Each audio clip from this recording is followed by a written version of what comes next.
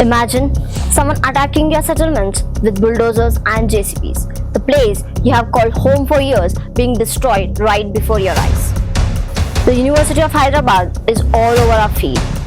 Videos of animals crying, howling, and students rising in protest flooding our timelines. Let's cut to the chase. Who are the hunters? Is it the University of Hyderabad? Is it the Telangana government? Or the whole species of Homo sapiens? The Supreme Court on April 3, 2025 directed Telangana government to stop this alarming deforestation activities in Kancha Gachibowli forest area. Okay. Let's dig into the historical context of auction of 400 acres.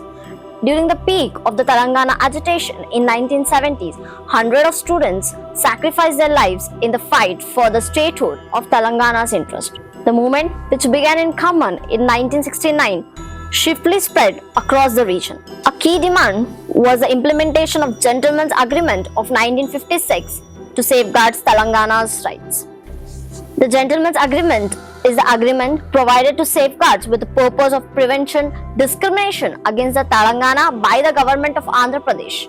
Make a note that the violation of the agreement is one of the reasons for the demands of the separate statehood for Telangana. As the agitation intensified, then the Prime Minister Indira Gandhi visited Hyderabad multiple times to negotiate with the leaders, ultimately announcing the 6-point formula. This formula aimed to address the backwardness of Telangana.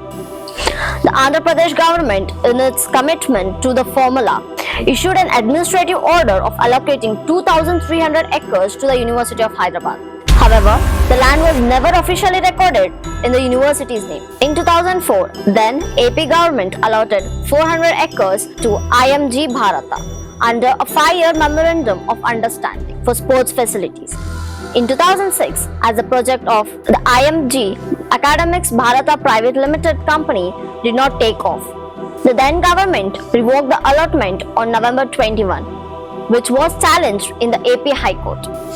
Recently, in 2024, the government regains the land, and later the land was handed over to Telangana State Industrial Infrastructure Corporation Limited on July 1 of 2024 for setting up an information technology and mixed-use projects.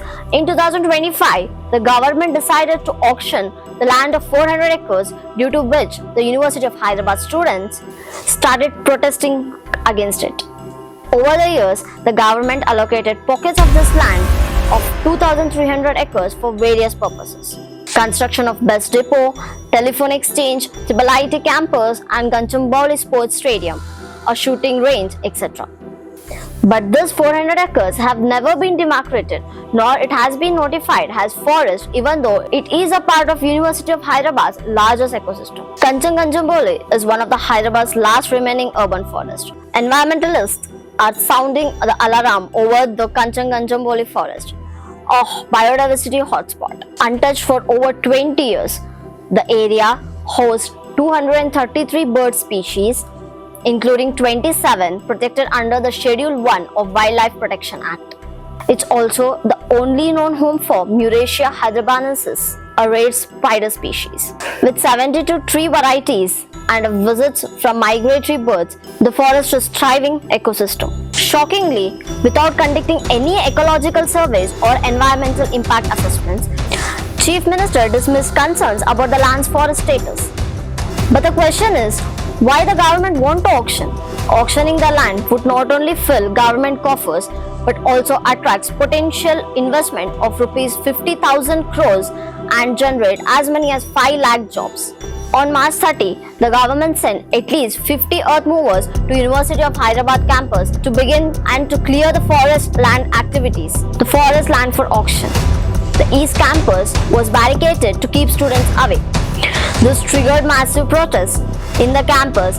As many as 53 students were detained. 2 others were arrested and remanded in judicial custody.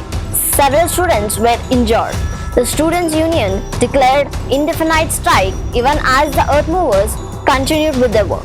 Students and activists protesting against the Telangana government on the SC's landmark verdict in T.N. Godavarman Tirumulpad versus Union of India of 1996. The apex court had held that any land that forest covers qualifies as forest land even if the land is not notified as a forest. The battle now has reached the Supreme Court, which has acknowledged the destruction of greenery and the existence of wildlife in the area. Before taking the suo motu, 3 PILs have been filed in the Telangana High Court against the auction. After the stay by Supreme Court, Telangana Chief Minister Revant Reddy decided to constitute ministerial group compromising ministers Mallu Bhatti Vikramaka, D. Sridhar Babu and Ponguletti Srinivas Reddy. The committee will consult University of Hyderabad Executive Council, Joint Action Group, Civil Society Group, students delegations and all stakeholders to resolve and give away to forward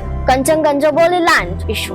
The question is, does hyper-capitalistic contemporary formula of growth and environmentalism can go hand in hand? Development and environmentalism don't go hand in hand by default, yet they can be forced to work together if we demand systematic change. As Kiko Mendes implied, you can't save the planet without also confronting power structures. As eco-friendly products made by the underpaid workers in unsafe conditions is not truly sustainable. A green company that displaces indigenous people to build a solar farm is not a part of the solution. Who is really suffering in the end? It's us, the middle class people.